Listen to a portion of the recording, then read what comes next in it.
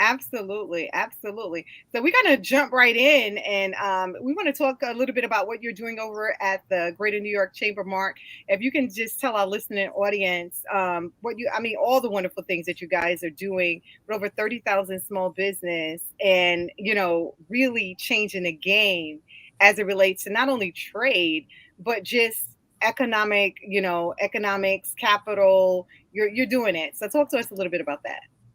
Well, capital, the most recent expansion of this economy, which has led to some inflation, but we had a pandemic That's right. and things rapidly changed. But America's a great country. Our federal government did step up. Yep. We prepared the American Rescue Act, the American CARES Act, and over $5 trillion came back into the economy to help people affected by the pandemic. Mhm. Again, the Greater New York Chamber was a strong voice speaking with the leaders to say, no, not those businesses, not those big, huge businesses. We need to help the small businesses. To quote Tom Cruise, show us the money. And we did. We helped hundreds of our members fill That's out their great. PPP loan applications. And again, we helped them all fill out their loan forgiveness forms Hmm. and idle loans from the SBA, economic injury disaster loans, restaurant revitalization loans. Hmm. And New York is coming back. The economy is coming back across the country. Therefore, we lead here in New York. The world's coming back. That's And right. we just got to conquer this virus. We encourage people to get their shots.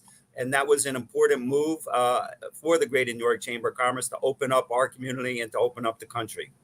Absolutely. And one thing I want to add to that for those of you that are listening, audience, please join your chamber, join your local chamber. Make sure, because the chambers offer a lot more than you think. So, Mark is now talking about technical support. And we all know that with obstacles are opportunities. And so, the Greater New York Chamber was able to provide that technical support to businesses that weren't clear on how to fill out these documents. And so, Anthony and I, we talk about this all the time. We talk about barriers, but we also talk about solutions. And so one of those solutions that to small business, especially with technical support, is joining a chamber, making sure you're utilizing your small business development centers, making sure that if you're going out the contracts that you're a part of your PTAC, which is your procurement technical assistance centers as well. And so, Mark made a really good point. If you have an advocate on your side, you're able to do a lot more. Won't you say that, Anthony? Yeah, absolutely. And you know what? I wanna pause for a second because I was remiss in doing something. And you know, we are here today because of the tremendous work and just history of Terry Coaxum and the work she's done as a champion and a small business advocate. She, in her official capacity, under the President Obama administration, she served as a small business advocate for New York, New Jersey, Virgin Islands, and Puerto Rico. And it makes so much sense that the natural synergy, the fact that Mark and I are sitting here today is a great testament to the work that you've done, Terry. Oh, And I thank want you. to use this opportunity to Thank publicly you. say thank you for a job well done. This was inevitable. What Absolutely. what we are doing today, and in terms of us coming together, building that bridge between New York and the U.S. Virgin Islands, and working with a reputable organization like the Greater New York Chamber of Commerce. I mean, listen, the chamber serves 30,000 Small businesses businesses. and civic leaders. That's an incredible number, Yeah, it is. you know? And so, I'm excited because I get to have my cake and eat it too. I gotta tell you. I'm a Virgin Islander, right? I'm a Virgin Islander, right? But guess what? My most formidable years I spent a quarter century in New York. That's And I'm right. I'm back And home, banking, right? And right. banking. And And banking and and finance. and the governor has designated me as a special economic envoy to build partnerships to connect the US Virgin Islands with key major markets. And we're here today. And I want to thank you, Mark, for That's it. seeing the vision, for really understanding that there is opportunity for collaboration because we bring our unique business proposition, value proposition, What's Yes. strong for New York is weak for us. What's weak for us, strong for us, is weak for New York. And we bring those values together to create the right kind of synergy to do business for all of the businesses in our markets and the citizens of and residents of our respective destination. Absolutely, absolutely. I think that, like you said, it's inevitable to bring us together. Yes. But my role in this is just making sure that we're keeping our businesses strong. Because that was one of the biggest, barriers was access to capital, access to trade is another barrier, right? Technical assistance. Like our small business really need like that basic foundation and they'll thrive. And with obstacles become opportunities. And Mark, I mean, I'm sure you can attest to this through your 30,000 small business and civic leaders. When they ran into a problem with not having their websites up, they were not able to have a pay system in place that was remote and digital, right?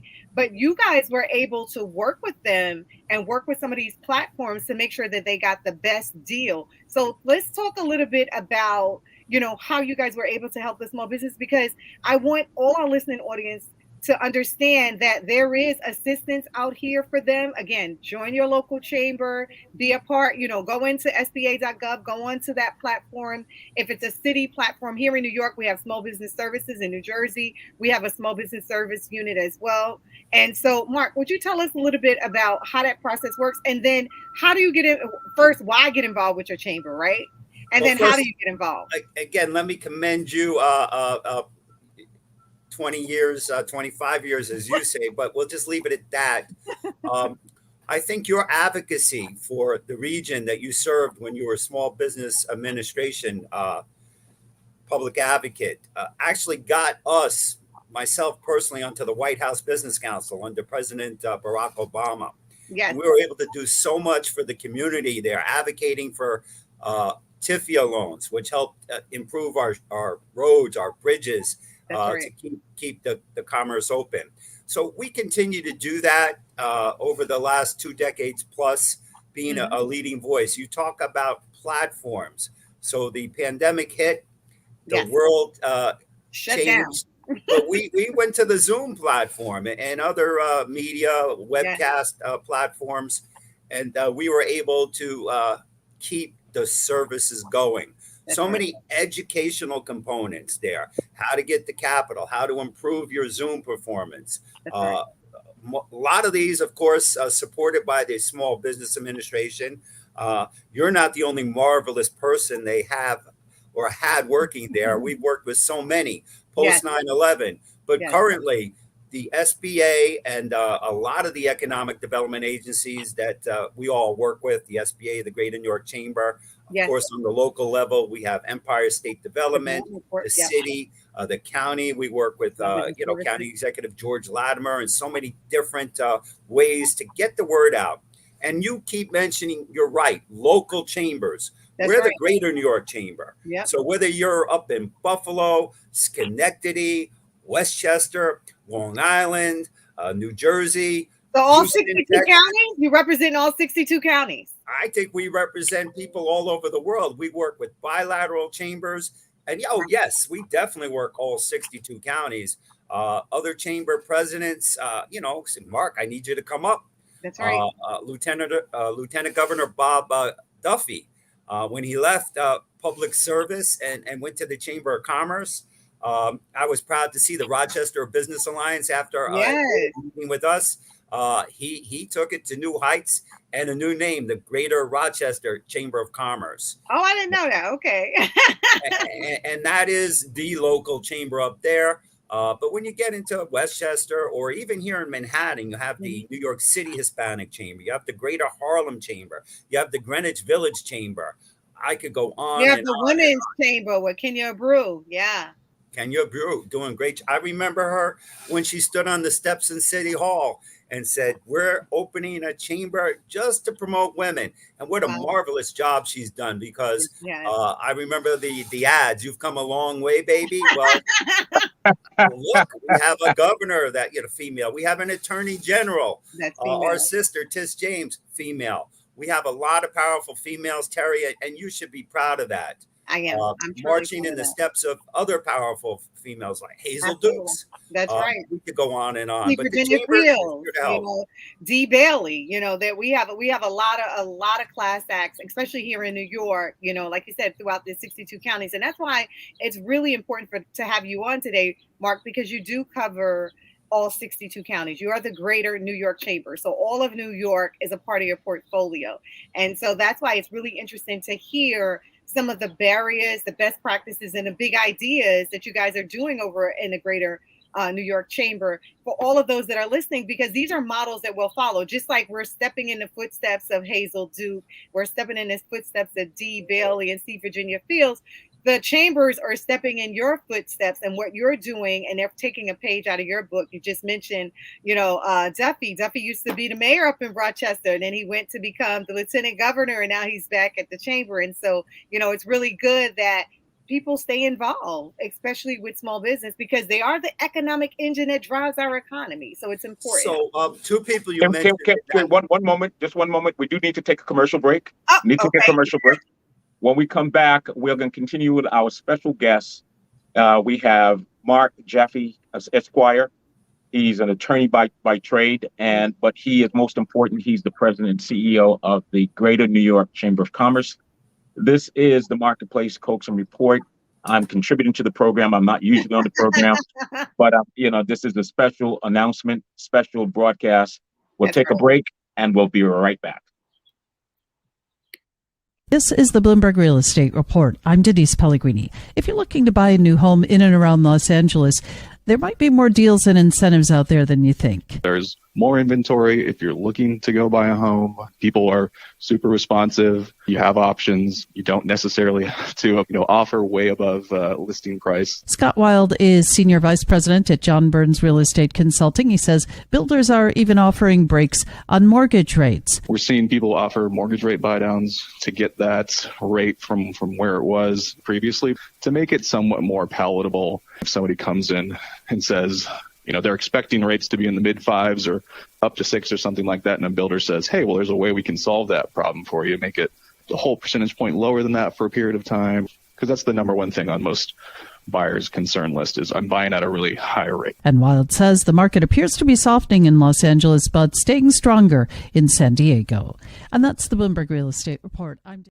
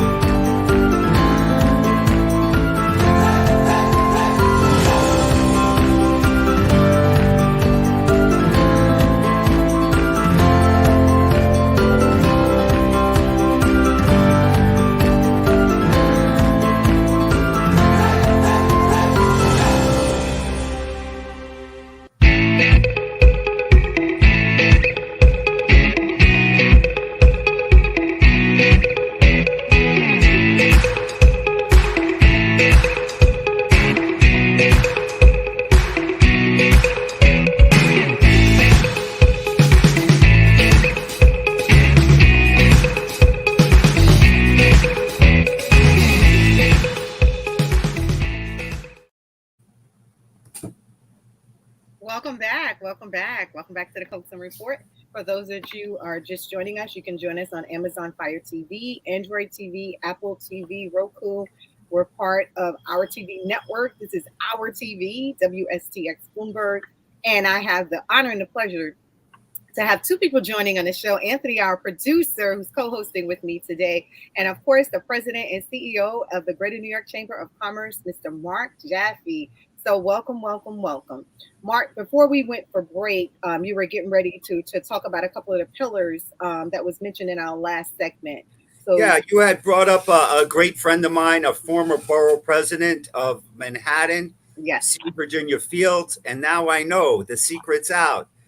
You may have been the one to recommend me to be the treasurer of Manhattan Borough Economic Development Corporation, because the SBA in your former role counts money. And obviously, this was funded by SBA loans and banks' community resource money. And a lot of people didn't like me because I found fraud in the books. And but we saved the taxpayers a lot of money. So mission accomplished. I was proud to be the treasurer of the Manhattan Economic Development Corporation. And you also mentioned Mr. Duffy, who was lieutenant governor. He was the mayor of Schenectady. Right. But you left out one of the most important titles he wore. He was the police chief. Yeah, that's right. That's right. Fast forward till today. And for those of you who missed the first half, he's now the president of the Greater Rochester Chamber of Commerce. Had the privilege to meet with him when he first, right before he took it over. It was just figuring out how to make it better than it's ever been, which he's done. Our hats off to Bob Duffy, Virginia Fields, doing a great job. And I just wanted to mention that. Absolutely. Yeah. No, that I couldn't take credit for that. That was one more thing. You know, there's a lot going on in this economy about defunding the police. I think it's a misnomer.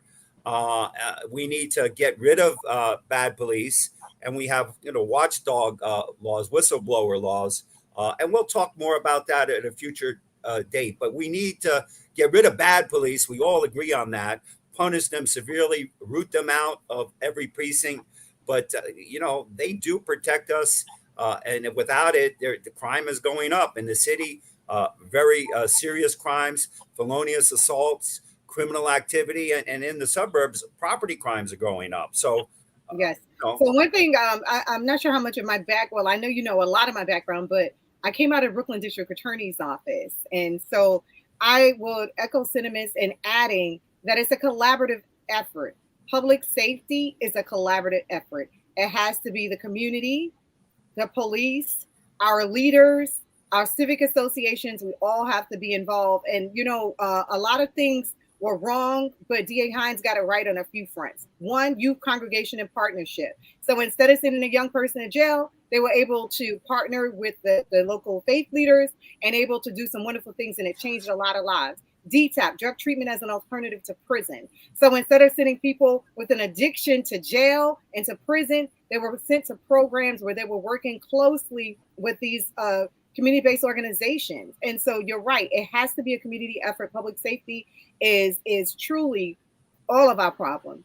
And it can't just fall on the police. And the other thing I want to add, we hear a lot about in the news, especially now, about mental illness and whether we should replace the police with social workers. I think it should be a collective. There are some situations where, tempers are escalated. And if there is a person having an episode, it's kind of hard for a social worker alone to work with them. And I think it's a collaborative effort. And it must be the community, the social worker, and the police together. I don't think it should all fall on one person. So, these are public safety issues that are all of our issues. So I'm glad you brought up the police. And I'm especially glad that we're talking about partnerships, collective partnerships together, because that's how we change the game, ultimately. And you're right. Our criminal justice system shouldn't be just to punish. It should be to rehabilitate, get people into a different situation. I don't care if it's an 8-year-old boy or girl who is stealing. Obviously, they shouldn't be sent to jail, but maybe they need to be put into some sort of a different situation so they learn not to. They should be put in a program. They should be supported, and it should be a holistic support. Right. Supported, loved, and encouraged.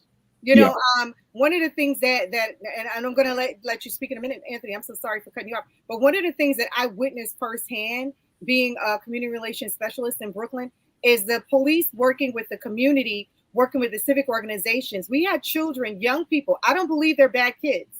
I think kids make bad decisions based on their circumstances. And so we had situations where we had young people that were on the wrong track. And we have creative policing. We had one of our police officers here, Todd Taylor, who's a youth officer. So we couldn't get the kids into the precinct. We couldn't get them into the DA's office. But he took his DJ equipment to the park. And he started training the young people to utilize the DJ equipment. And these kids are success stories today. And so my hat's off to creative policing as well. Anthony, I'm sorry. Go ahead. Yeah, no worries. I just wanted to sort of not digress, but kind of come back a full circle a bit, but tied into exactly the issue of, and I want to hear, I'm looking forward to hearing Mark is putting his bid for public office. And I want to, really have an opportunity to hear from him as to why he chose to, pursue, public office in his current position as the head of the Greater Chamber of Commerce, which is remarkable. I can't even begin to imagine the depth, the breadth of creating a greater chamber that represents 62 districts. You said 62. What was that? Counties. There's 62 counties. 62 counties. 62 counties in New York. How do you begin to wrap? I can't fathom my mind where you get a chamber that encompasses 62 counties. Yep. But anyway, I can simply answer that. We're fully inclusive. But the issue of quality of life, right? As I'm listening to you guys talk about public safety issue, mental health issues, and the fact that homelessness is on the rise, right? But you often hear the discourse between those things are a byproduct of when you don't have the kind of economy that creates parity, inclusion, and you have a situation where the wealth is being impacted in so many different segments of the community. And for us, we are a microcosm of the challenges that New York has, right? New York has 23 million people. Jesus Christ, we have what? If we have 100,000 people, that's a lot, right? But it's not the size, Mark and Terry. It's not the size of the Virgin Islands. Yes, we are a small, obscure little landmass on the map. I don't know about obscure. Wait, because you can't see us. You can't see us when you look when you look at the globe. You don't see us, right?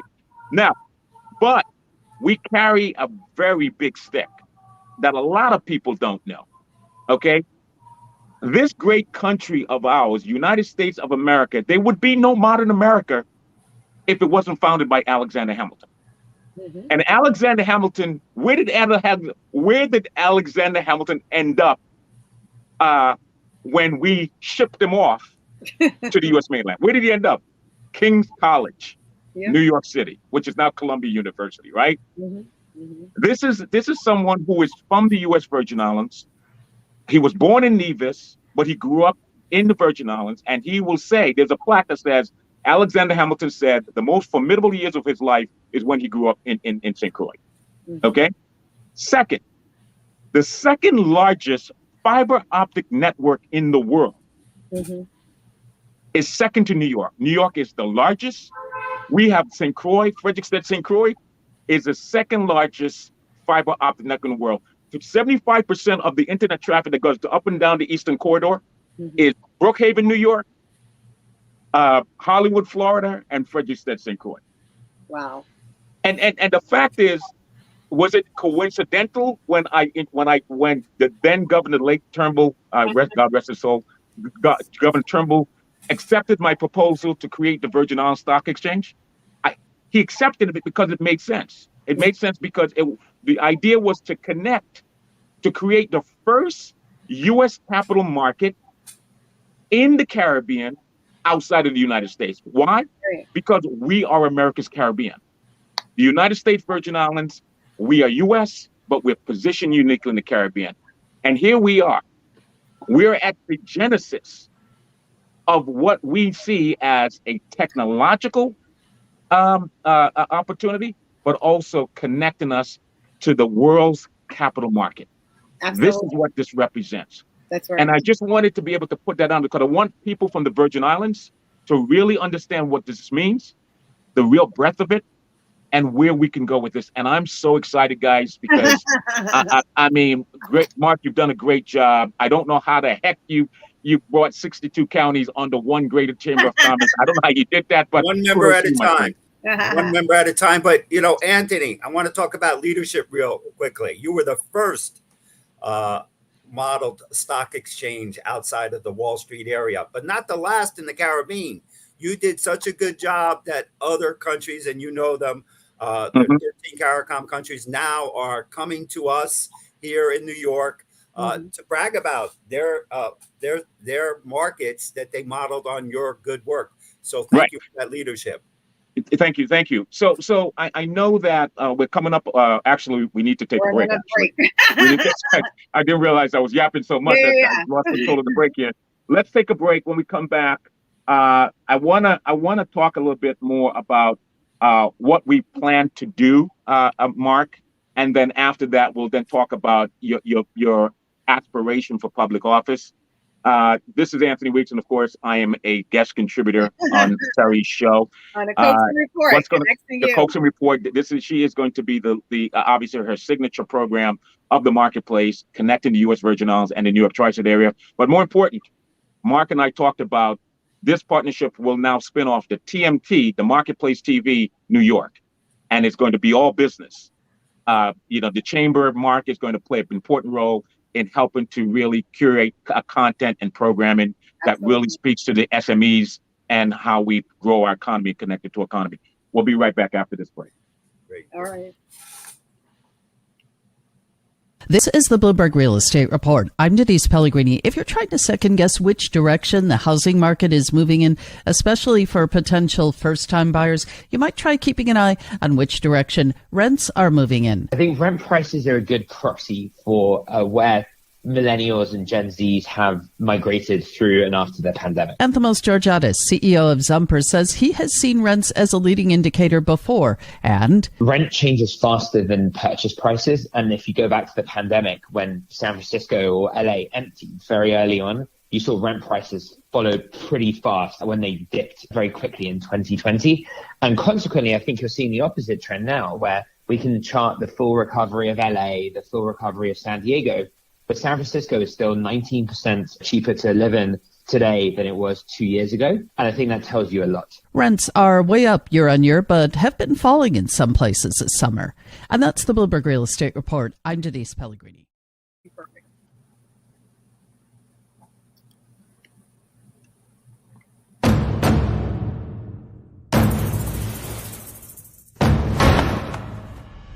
Time. It has a different meaning in the U.S. Virgin Islands. It goes backwards, forwards, it stops.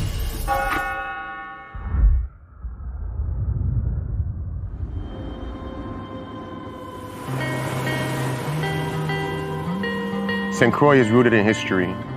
So much of it still remains untouched.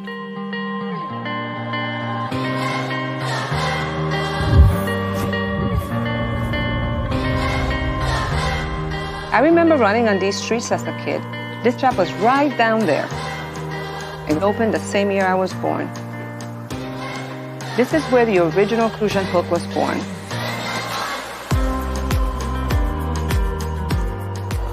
It's the symbol of these islands.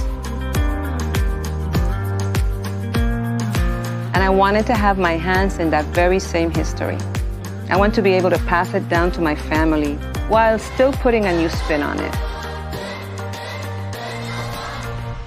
The U.S. Virgin Islands, we have an amazing culture that developed over time from all over the world.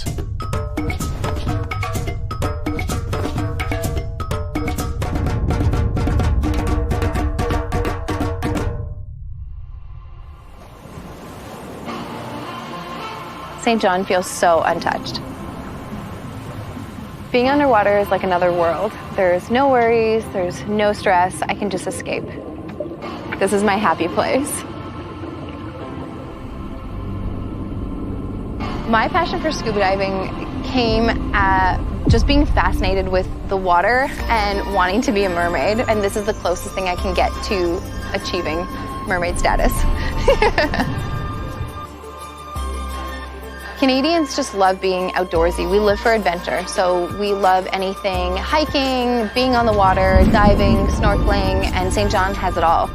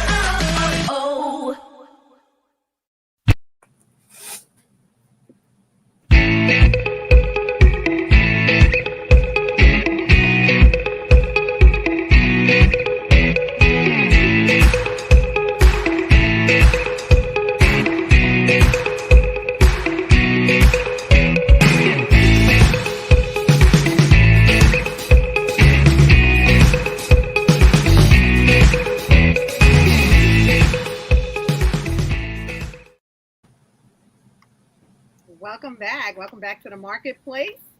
Callaloo, we're partnered by Callaloo and Simpo, and we've been having a great conversation today. You can catch us, if you weren't able to catch the first part of this segment, you can catch us on Amazon Fire TV, Android, Apple TV, Roku. This is our TV network, and we're super excited about the partnership with the New York Greater Chamber of Commerce. We have the president, Mark Jaffe, on, and I have the awesome pleasure of having co-host me today, Anthony Weeks, who's actually visiting New York, which is always close and dear to his heart. And so thank you so much for joining us. Anthony? Thanks for having me. Absolutely. So Anthony, you were talking about this partnership. Yeah, so Mark gave me this wonderful tour of his facility. Okay. And little did I know what I mean, because I came in with my thoughts, my ideas, and when I met Mark day one, what was interesting was our path had crossed at so many intersections, right? Unbeknownst to us, we didn't know each other, but here we are meeting just for the first time and realize, my goodness, our path has crossed so many times, and here we are now, okay, at that intersection, talking about how we break bread and how do we create opportunities on both sides of the spectrum. Absolutely. And so when you look at the Caribbean and the number of people that come to the Caribbean on an annual basis, 30 million people come to the Caribbean every year, according to the U.S. State Department, from all over the world. That's right. Half of the 30 million are Americans coming from the United States, going all over the Caribbean. That's right. And so we, which are U.S. Virgin Islands, we are the America's Caribbean, we now have an opportunity to now really position the U.S. Virgin Islands to really be that hub for U.S. businesses that are not only doing businesses in their respective district and region, but also when they're looking to do business internationally, overseas, globally, but more particularly within the Caribbean and Latin America region. That is that proposition we have. And so how do we achieve that with the necessary tools and resources?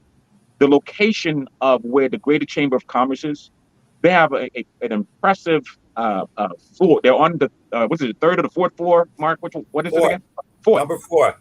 And so just the space of where they are, we are talking about not only spurring and stimulate new businesses, but also look at ways we can do workforce development, training that's actually taking place right now at the location. We're also talking about how we can then do periodic, forums and networking. And so I want to be able to say that we are aiming for, let me make sure I get this right. We are aiming for the Chambers Expo and Conference on Friday, February 23rd, to be part of that important event.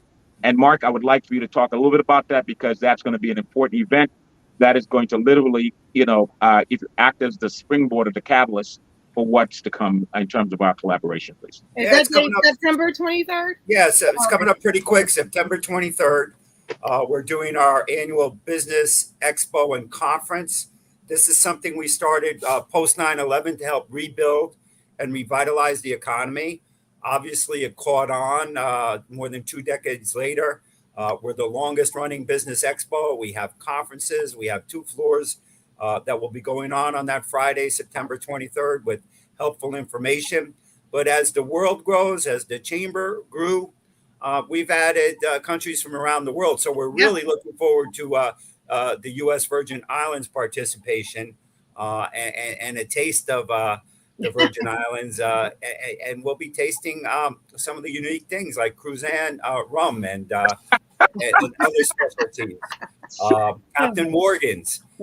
So you come and you walk a floor, you see a country like Belgium giving out their chocolates. And then, of course, all the trade people are there.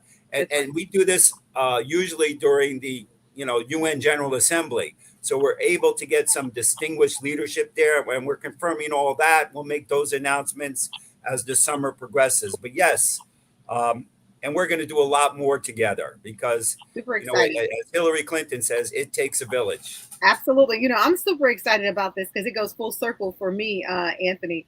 I had the pleasure and honor to be honored by the New York Greater Chamber of Commerce for, just doing the work I love, which is to be an advocate for small business and being an advocate for the community. So this comes full circle. This partnership is truly, a labor of love. I can't wait to see all of the wonderful things that we'll be able to do together. And this expo, as Mark said, it used to be even bigger before COVID. How many people did we usually get before COVID? Well, yeah. I mean, we actually did one of them because of the 2-year COVID crisis. We did one of them online, so we didn't miss a year. But it's always a big deal. We've had 5,000 people come through the show, and this year, who knows? Will we have 5,000? But it's going to be a very active show. Will we sell 150 booths and pack them in like sardines? Probably we'll have close to 100 exhibitors. So that's important. That's important for anybody that's listening today that looking for a good expo to come to. This expo offers a lot. There are a lot of vendors there. There's technical assistance there. The government agencies are there. Community organizations are there. And you get to walk around and actually have real conversations with people about the various best practices and big ideas. And so the financial institutions are there as well. As a matter of fact, I think I met my physical therapist at one of your expos, Mark. And so, for all of those that are listening to the Coaxum Report, if you're in the New York area on September 23rd, I encourage you to come out and we'll share it on the marketplace. We'll share the information for folks to come out and enjoy the expo because it is a good time had by y'all. Yes, and the information is on our website, chamber.nyc. But I'd be remiss if I didn't jump on this opportunity about networking, which you explained very well. But one of our good friends, Dr. Roy Hastick, who formed the Caribbean American Chamber of Commerce, I think he coined the phrase "networking works." Yeah. And together, Roy Hastick and the Caribbean American Chamber and myself and a number of people in the greater perfected it. And it works, Terry. Thank you for the shout out. And it really does work. Absolutely. And I'm looking forward to the legacy picking up where he left off. He was a giant of a man. Pioneer. He championed the Caribbean as a wonderful diaspora in the New York tri-state area. And his vision was to create the Caribbean Trade Center. And so let me just say, I'm in a position to lead and do what I do for 2 reasons. Governor Bryan, appointed me where I have the official position to be able to look at economic opportunities for the Virgin Islands, whether it's overseas or in the United States. And so when the late Dr. Roy Hastick created the Caribbean Trade Center, he did that for the purpose of being able to create stronger trade and commerce for the Caribbean from the New York tri-state area. Mm-hmm. And so one of our there was my official appointment by Governor Albert Bryan as a special economic envoy, advancing the economy and diversifying the economy of the Virgin Islands. But the other one is I am the founder in my nonprofit. We're a macroeconomic and public policy think tank. And that initiative is called the Caribbean America Single Economy. That is where, Terry, is where we're going to build.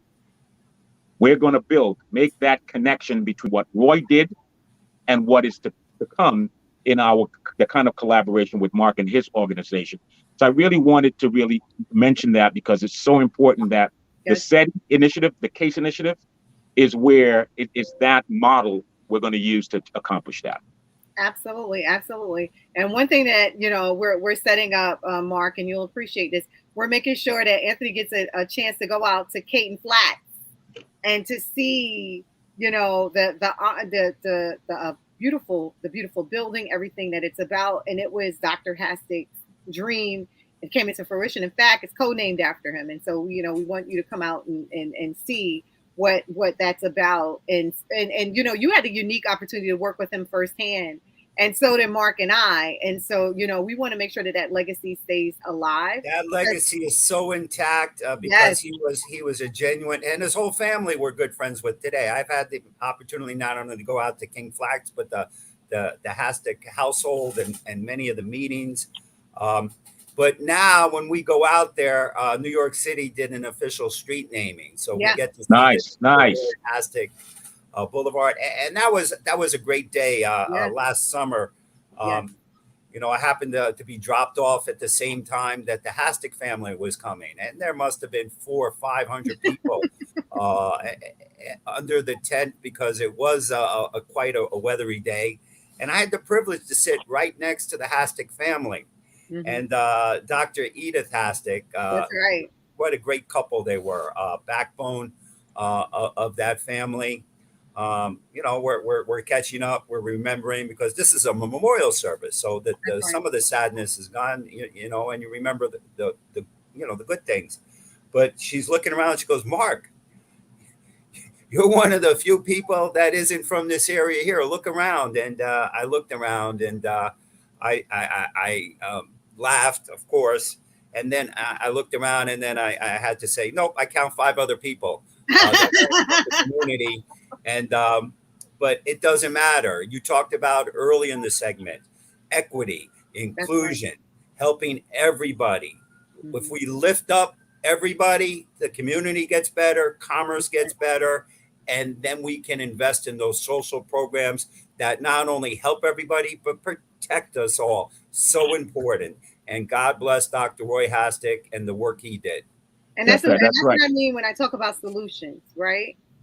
We talk about the barriers, and we can talk about access to capital and access to trade being barriers. But then when we talk about these wonderful stories where the gaps were bridged as a result of folks like the late, great Dr. Roy Hastig, as a result of what Anthony's doing, what I'm doing, what you're doing, it really makes a difference for all of those that are listening to the Coaxum Report. I encourage you, to go back, and watch us again on Fire TV, Android TV, Roku, on our network marketplace, because these are some great nuggets that are being shared today about how we can better our economy, how we can make sure our businesses stay strong, but more importantly, how we can continue to be an advocate for those that don't have an opportunity to take it to the next level. So you have your chambers, and this partnership is representing that. You have the CASE initiative.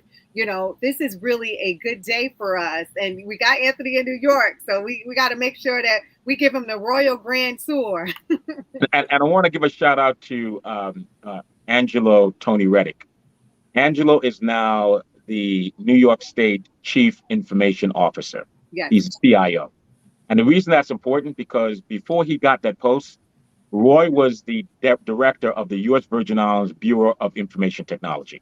Wow. And so Tony is up in Albany, serving as the Chief Information Officer for the entire New York State. And I'm really excited because he's going to be an important resource for us in terms of the things we want to do. But I want to talk about, let's segue into, now I know why. I think you gave me a sneak preview, Mark, as to why you're running for public office. Let's talk about that. Not just any public office. We're running for Congress, the House of Representatives. Part of the reason was opportunity. Obviously, I don't want to go to Washington, D.C. just for the health benefits. I think that this country is at a crisis point right now. Do we go very far left? Do we swing very far right? Or are we going to fight for everybody and be fully inclusive? And obviously, I'm running against other politicians, but they are elected officials. And I'll put our record of success that we've accomplished great things as the president of the Greater New York Chamber of Commerce against all my opponents combined. Obviously, they have to convince over 400 people to pass a bill. That bill then gets modeled by the Senate. And if that happens, then the president can sign it into law. But right now, people are fighting. The bipartisanship doesn't seem to work. When I was being interviewed on CNN about the bipartisan infrastructure bill, President Biden's bipartisan infrastructure bill, and I hope the listeners remember last summer, and the CNN host was surprised. And he said, well, with 17 Republicans and this bipartisan support, this is going to pass. What do you think of the bill, Mark? And I said, it's great for our members. It's great for New York. And it's great for America. I said that several times throughout the interview. But he could not believe when I told him it may not pass. There's going to be political gamesmanship, that they don't care, the factions, about getting it done. It's time to get things done for the American people. And that's why I'm running for Congress. A strong voice. Some people, well, you're going to be a rookie. I go, I'm no rookie. I'm going to go to Congress, and everybody there knows who I am. They can see our record of accomplishment. They will hear us. And bipartisanship, when I went to MBA school, as a very young man, it was in Utah. Little did I know that was a red state. And I visited Montana, and I visited red states, and I had lots of friends. We didn't fight over the politics of it. And we can't get things accomplished for this country if we're going to fight along partisan lines. We should be building consensus, and that's what we are going to do. I could go over a litany of things that aren't being done. Public safety. We cannot tear down the fabric of America. We have to learn from our history. Anthony, you mentioned a great leader. He signed, I think, the Declaration. He came from your country. There's a great play about Alexander Hamilton. But that's what America's about.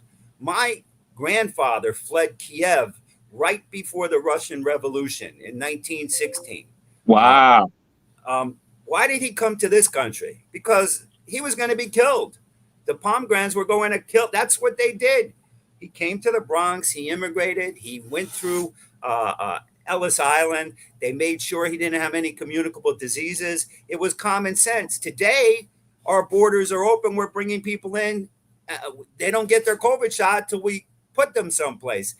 This is not good for America, to bring in more possible COVID disease, not to make sure people have a great reason for coming here. We're here to open our doors to everybody who wants to be an American.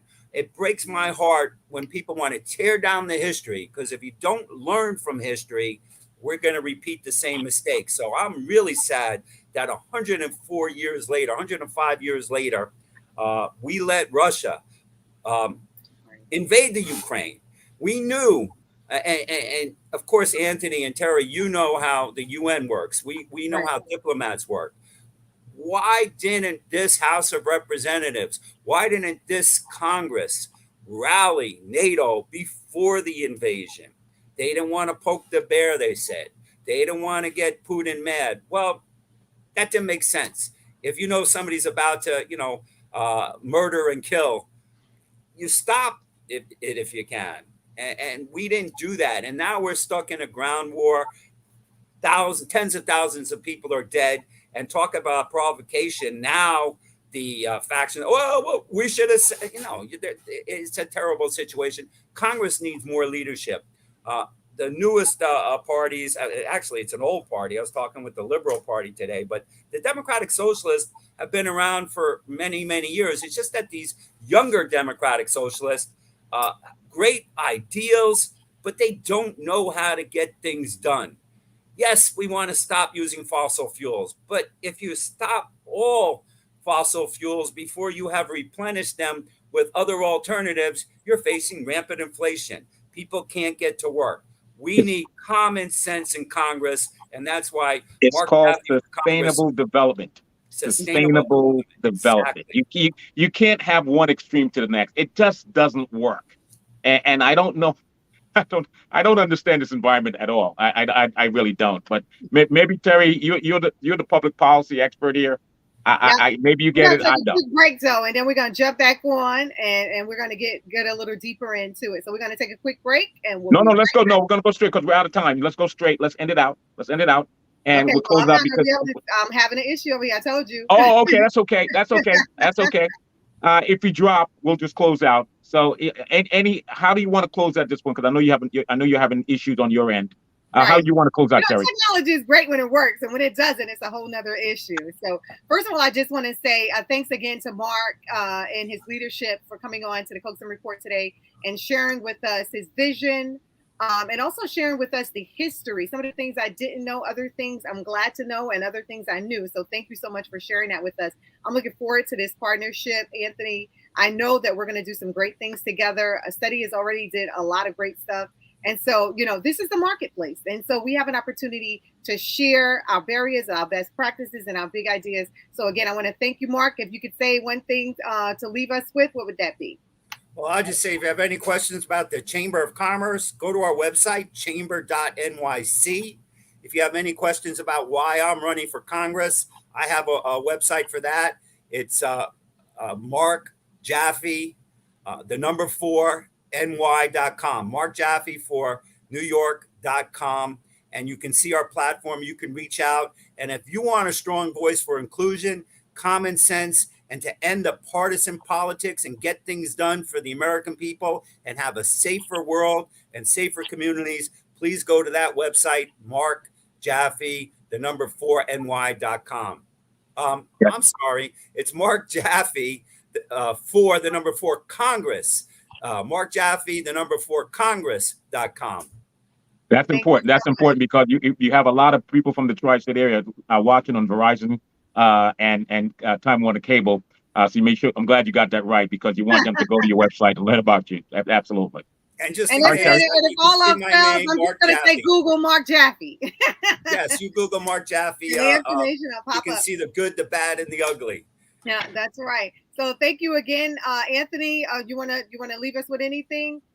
No, we're good. We're just right. This is the beginning to greatness. That's all. The beginning to greatness. Looking forward to this partnership. Thank you guys so much, and looking forward to having you join us next week on the Coaxum Report. Thank you. Right. This is the Bloomberg Real Estate Report. I'm Denise Pellegrini. One person's office could be another person's apartment. Developers in a growing number of cities are converting empty office space into living units, including in Washington, Chicago, Los Angeles, Cleveland, Philadelphia, Nashville, and even Honolulu. Jeff Myers, research director at Colliers International, says the biggest opportunities could be in so-called Class B office buildings, older ones without all the high-tech modern amenities. There's a lot of opportunity for Class B landlords who are struggling to keep their buildings filled, to look for other things to do to bring in income. But he also warns not every Class B office building is ripe for conversion. You can't just take any building and make it an apartment building when it was an office building. You have to have the right floor plates. You have to have the light that gets in there, and it has to physically work. Myers also says having a lot of windows can also help make a building attractive for conversion. And he says the number of conversions could continue to grow. And that's the Bloomberg Real Estate Report. I'm Denise Pellegrini. This is the